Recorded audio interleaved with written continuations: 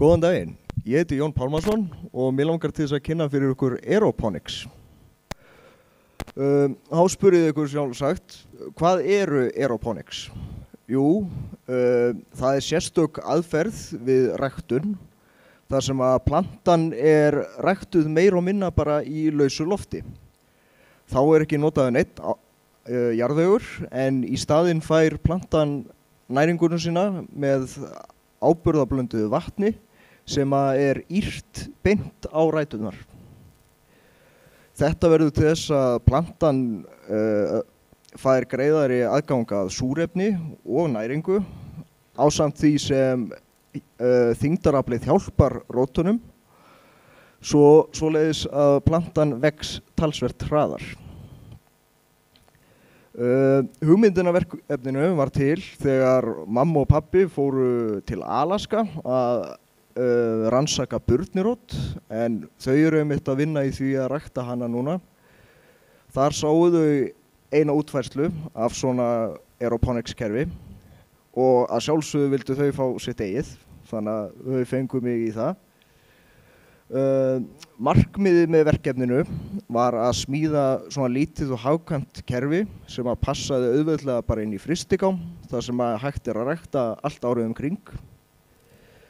Einnig vildi ég að verkefnið myndi taka á sem mestum þáttum í vélstjórninni, svo sem reglunatækni, rafeindatækni, lagnatækni og grunntekningu.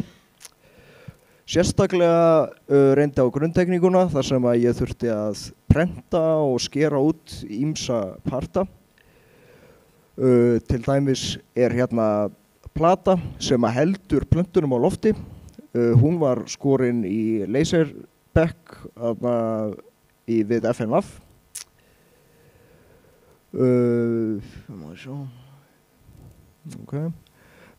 Svo hérna hægra megin við það er plata undir stýribúnaðinn og rafbúnaðinn.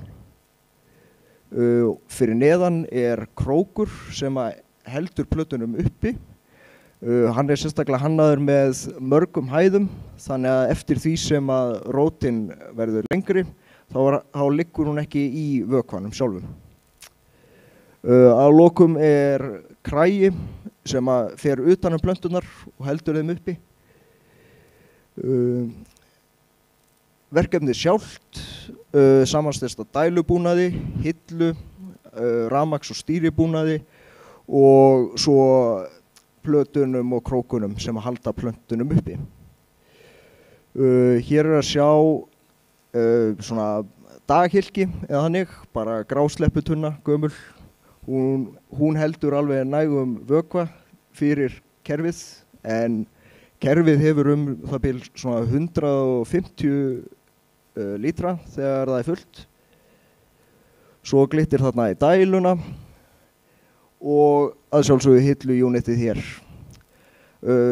Ég vildi að verkefnið yrði sem hagkvæmast, þannig að ég ákvað bara að endurnýta gamla olíubamba, sauð 3 saman og notaði plasti úr þeim sem ílát fyrir vatnið og plönturnar.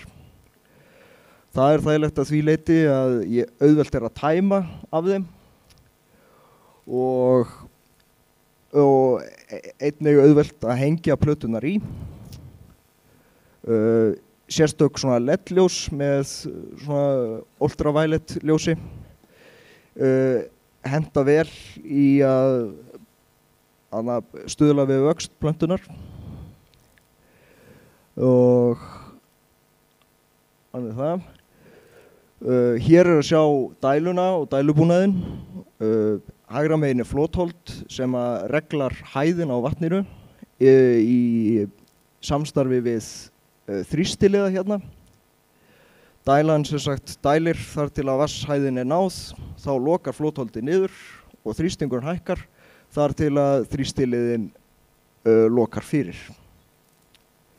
Hér er að sjá eins konar fyrir og eftirmynd, bara af bambanum og skornum og heilum, og svo er ég þarna að sjóða þetta saman. Ég lærði af þessu að bambi er ekki það sama á bambi, það eru mjög mismunandi í laginu og greinilega ekkert mjög staðlaðir, en ég þurfti skera held ég 5 bamba í sundur áður en ég kom þessu öllu saman. Hér er að sjá rafmagnskerfið. Ég byrjaði á því að setja allt rafmagnið inn á raðtengi hérna. Þaðan fer rafmagn beint í dæluna og síðan annars vegar inn á seguliða. Seguliðunum er stýrt með Arduino tölvu en það var ekki alveg að gera sig í fyrstu.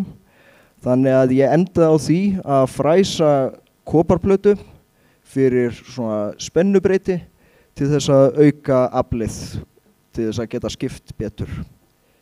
Það er bara virkað nokkuð vel, finnst mér.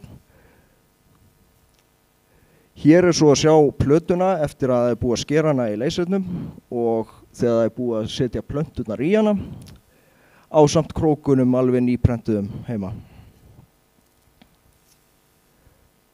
Að lokum langar mig að deila niðurstöðunum af þessu verkefni.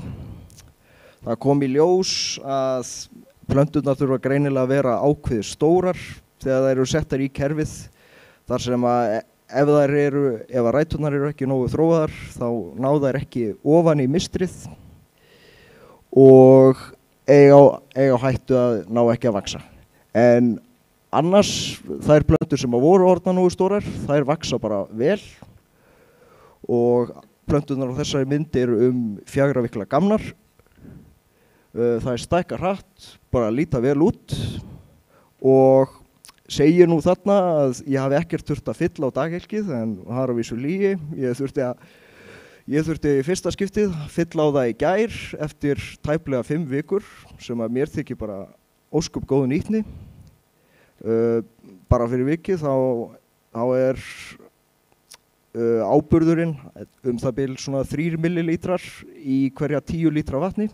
Þannig að þetta er ekki mikið sem að þeir þurfa. Svo hérna sjáum við bara eftir 1 viku hvernig þetta lítur út. Eftir 2, 3 og loks 4. Sést á vel hvernig það vex. Þá er ég annars bara búinn. Ef það eru eitthvað spurningar þá skal ég endilega reyna að svara þeim, en annars þakka ég fyrir mig.